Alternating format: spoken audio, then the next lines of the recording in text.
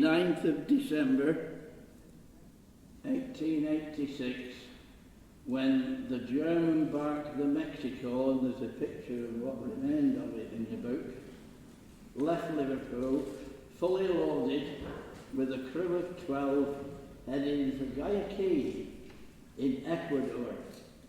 But a strong southwesterly gale blew up and stopped her going where she wanted to go, out into the Atlantic, and blew her up the Lancashire coast. Now, as we all know, Lancashire has not got a rocky coast. We've got miles and miles of golden sands, and just offshore we've got huge shifting mud banks. And it was onto one of these mud banks, Horse Bank, which is just off Southport in the river estuary, that the Mexico got driven, and there she stuck in the dark, in the storm, in December in 1886. The captain ordered the men to first cut 2 masts down, leaving just the mizzen mast, because it's no good having a mast if you don't want to put any sails on it. So they cut them down, they're left with 1 mast in the dark, swaying about, and the captain ordered them to light the distress beacons and lash themselves to this one remaining mast.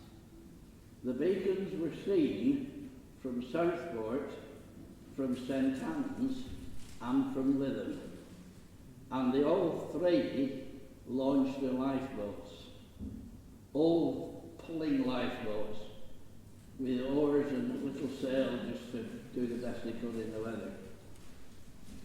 But there was no radio communications, there was no way they could signal each other at all. And these 3 towns were not aware that the other towns had launched their lifeboats. They just all did their own thing and sent them out there. And what happened is that 3 boats are out there trying to get to the Mexico, and only one of them made it. The other 2 lifeboats were lost.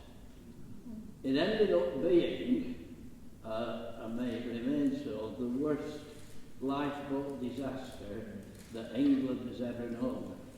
They lost 27 lifeboat men that night. The boat from Southport had 13 men in it, and none of them came back. The boat from St Anne's had 16 men in it, and only 2 of them survived. But the boat from Lytham got there. The boat from Lytham got to the wreck of the Mexico, and they got all 12 crew off there. Now that was either with the exceptional seamanship of their coxswain, a fellow called Robert Jackson. It was either through his seamanship and skills, or it was just luck in the storm. But he got all 12 men off, and then the lifeboat coxswain asked the German captain, "Where do you want to go?" Because you could see Southport, and you could see it's in the river estuary. You could see Southport. You could see that they didn't have illuminations on at Blackpool. They could still see that. And they said, "Where do you want to go?" And they said, "We'll stop with you. You've got to go boat. You've got the only boat that was still floating that night." And so his crew turned the lifeboat round and set off back to Lytham. And because the tide was by then receding, they ended up getting the lifeboat stuck on the mud banks as they went back to Lytham. And so they had to get out and push it across these sandbanks. But they did it, and they made it. And if you go to, next time you're in Lytham, have a look at the old lifeboat house, and it's now a museum to this. And when you go in the floral gardens at Southport and at Lytham, you can see statues of lifeboat men, and it's all because of this one disaster. And they got them all out in the end. And Sam Laycock did what he always did. He wrote a song about it. And this song comes to me out of these books just as a poem. And it didn't have a tune. And so I like to look at these old things, and I like to see if I can find a tune for them. Some people, some authors tell you what, suggest a tune they'd like you to sing it to. But this one, I didn't no suggestions right like that. So I started reading it out loud to myself, and I fit it to an old chapel hymn tune, a Wesleyan hymn tune that Sam Laycock definitely would have been familiar with, because the dates are right. He would have known this tune. It's called Aurelia, and it's better known as the church's long foundation. So this is Sam Laycock's live account of what happened that night in 1886. Come doff your hats and gather round and listen to me song. Me subjects rather painful, I'll not detain you long. You've often heard the threats we've had all on this stormy coast, at sad besats at lifeboat crew, and precious lives we've lost. It's not enough to hear these tales, or read what's put in print, but what must make the effects of storms on those poor chaps as sinned, when seated cosily in Newgate's little wake of know, at foaming billows mountains aim, and stormy winds as blow.